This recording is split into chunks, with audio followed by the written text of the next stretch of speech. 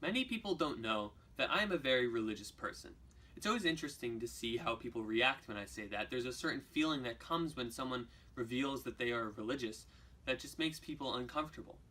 Religion is a very uncomfortable topic. But honestly, I think that there are aspects of religion that are absolutely necessary for people to have that far too many people don't have in their lives. But why?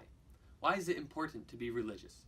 Being religious has changed my perspective to become more compassionate and understanding during my search for life's meaning and answers. But I also recognize its importance goes beyond just how it has helped me. So I turned to the expert, Dowie Kamekemer, the youth pastor at Princeton Alliance Church. He notes that religion is not really that important unless the person who says they are religious is practicing good religion. In that case, it can really mean something to them. He says that to be practicing good religion, you need meaning and purpose behind your actions, that God will know if you're trying with religion. He also notes that it's not formulaic.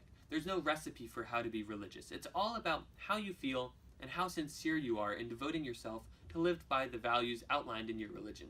Everybody can benefit from some parts of religion, and you never know how big of an impact it will have in your life until you try it. He also notes the immense importance in the strong communities that religion creates among followers of one religion. That community lets you know that you don't have to go through life alone, especially during tough times in your life. When I first got the invite to make a TED Talk, I was very excited, but I didn't really know what topic to choose. After meeting with Dowie, I felt confident that I chose the right topic, because religion can and will improve the quality of one's life and the quality of our society. However, it will only work if people are open and willing to become more religious. So that's my goal. I hope that in the next couple of minutes I can convince you that it's worth the effort to become more religious because of the positive impact that religion can have on you and those around you. But before I go into the positive impact, I want to address the fact that there's this discomfort, this negative vibe associated with people who are religious. Why is that? Well, right now, there are too many misconceptions about people who are religious. Two common and destructive ones are as follows. Because some Christians are homophobic, people commonly think that Christianity promotes homophobic ideologies. And because there are terrorist groups like ISIS who are extremists claiming to be practicing Islam, people commonly think that Islam is synonymous with radical extremist Islam, which is then what all Muslims must practice. These are two very common and very wrong stereotypes. And what happens is not just that some people don't understand. No, the ignorance of the people leads to a fear, and when people are afraid, they act without logical reasoning. So then we get people in fear of embracing Christianity since it's an anti-gay religion, and people in fear of Muslim neighbors thinking that they could be terrorists. Now, while these two misconceptions are completely different, they both stem from the same fundamental misunderstanding of religion. One explanation for these misunderstandings is that people are misinterpreting their religious text and not looking for the meaning of their text, but rather living by others' interpretations or by the literal word of their text. One interesting factor to take into consideration is the large impact that family has on one's religion. If you were to grow up in an environment that is teaching you one way to think, it makes sense that once you venture out of that environment, you would defend those ideas because they are all you know to be right. However, this is really just people being provincial and ignorant, and I believe this increase in religious ignorance and fear can be explained by the Pew Research Center's comparison studies of religion in American households from 2007 to 2014. The study found that fewer people are believing in God. More people are identifying as unaffiliated with religion, and that younger generations are becoming exceptionally less religious and are viewing religion as less important in their lives. The Pew's statistics outline the retrogressive trend that our society has been following for many years, not valuing true religion and true religious ideologies enough in everyday life. Society has deemed religion not important to living a successful life, and the media is perpetuating the radical ideals that some people have from misinterpreting their religious doctrine and passing them off as true religion. I mean, people are defending their religion over their own values and worry more about doing what they think the doctrine wants them to instead of doing what is just clearly objectively right. We are recognizing this more than ever, too, such that people want to disassociate from the institutional and formal side of religion and start identifying as non-religious or spiritual but not religious. And that's one of the reasons why I really wanted to do this tech talk. This is a problem. This is being accepted. Religious millennials, especially, are generally becoming more accepting of other millennials who are non-religious because they see the flaws in certain religious institutions. But I am here to say that there is no one true right religion. Religion is open to interpretation. It's an individual, not an institutional or formal way of living. No matter what or who you think of as God, the basis of all religions are very similar, and it is naive and ignorant to think that one religion is the only way to a good life. I think that if people embrace the true meaning of their religion more and become more aware of that true meaning, more tolerant and accepting of other religions, our unity would follow. And we could use some unity right now.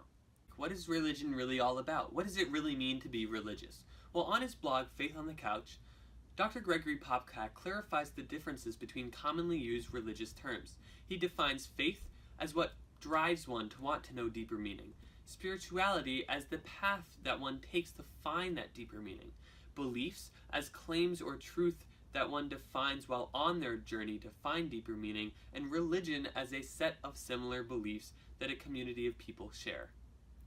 I mean, being religious is not something intimidating and unknown, but really something much more communal and common. I agree with Dr. Popcak's definition of religion, and so as you listen to the rest of my TED Talk, I ask that whenever you hear me talking about becoming more religious, you think about this definition, and not becoming more like a stereotypical Hindu or Christian or Catholic or Muslim. Also, as Sohaib Sultan, author of The Quran for Dummies and program coordinator of Imam and Muslim Life at Princeton University, states, religion offers time-tested moral laws by which to live and ethical principles that guide believers and believing communities to live rightly. These morals are common among almost all religions, and some psychologists believe that they can be summarized in 5 fundamental ideals. Do no harm, play fairly, be loyal to your group, respect authority, and live purely.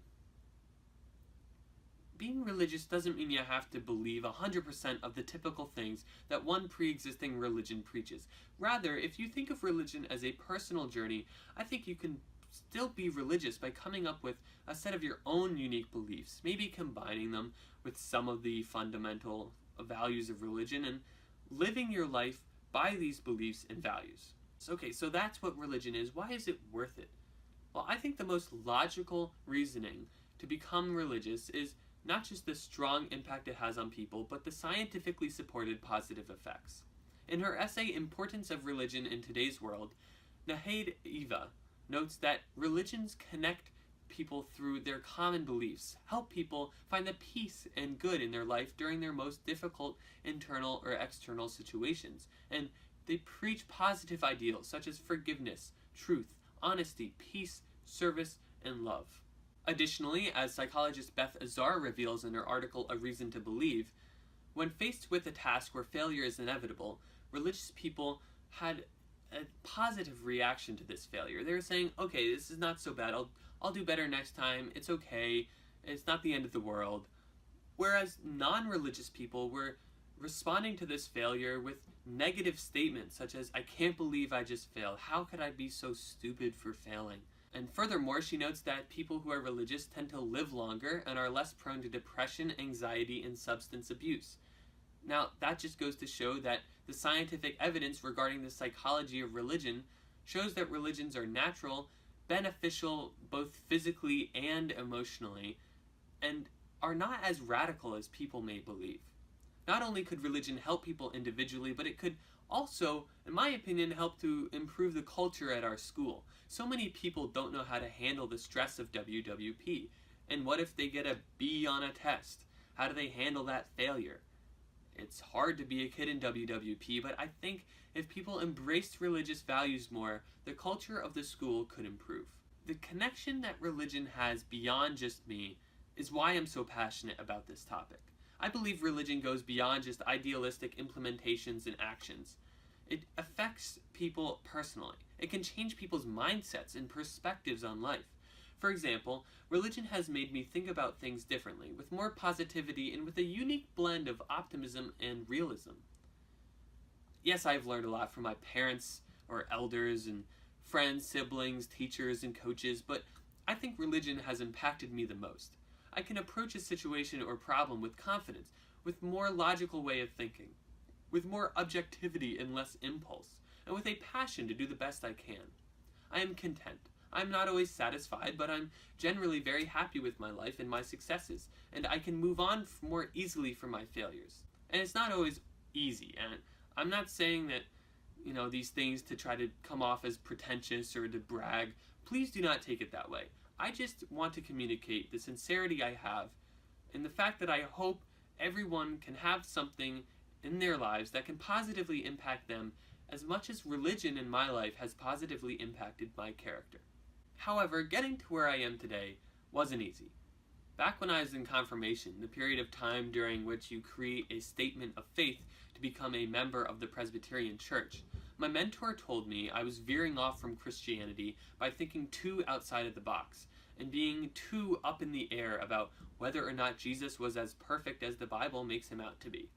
But in my opinion, that statement of faith wasn't about conforming. It was about saying and really finding what I really believed in. So for those of you who are willing to look into religion more, you will probably also not fit into exactly one common religion.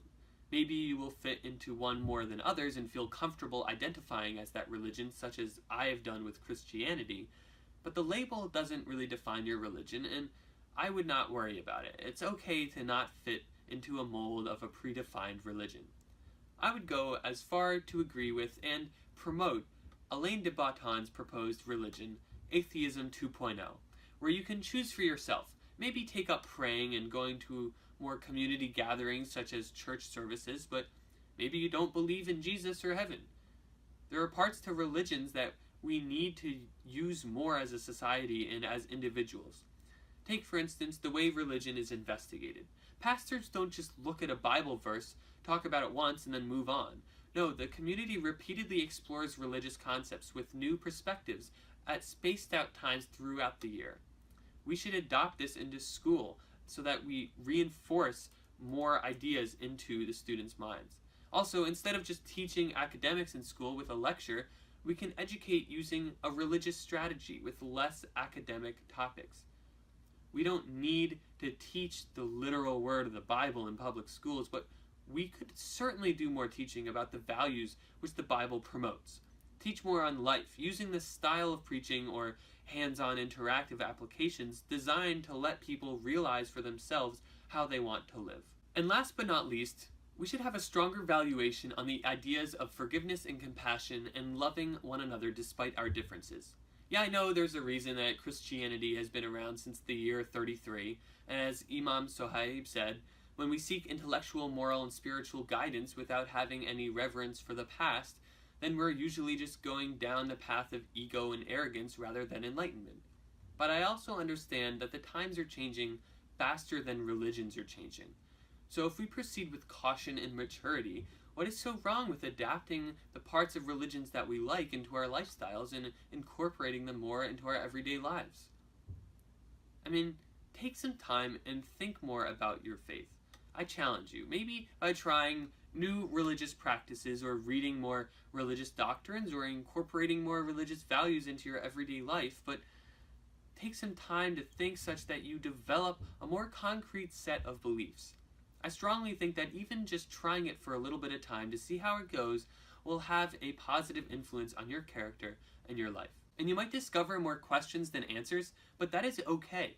Part of being religious is not always knowing the answers to life's hardest questions, but rather having a strong enough faith that you recognize the very fact that it is okay to not know these answers. Doubt is essential to a good, healthy faith. Without some doubt, your faith would be a mindless following of a leader and his doctrine, which would not be true faith at all, but rather a radical extremist view of a religion that's ignorant and provincial. In fact, according to Leslie Hazelton, people who do not have doubt at all are not true followers of that religion. Even if you doubt a lot, even if throughout your journey you decide to become an atheist, That's okay. The end result is not what I'm advocating for. I'm advocating for the process to get there, because I know that the process will have a great enough positive influence on your character and your life such that you will be content with the product.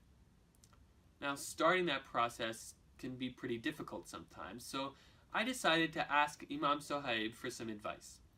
He said that the way to start is by talking to living, breathing human beings, men and women, who have committed themselves to living religiously. Learn from them. Ask them good questions that will help develop your own consciousness.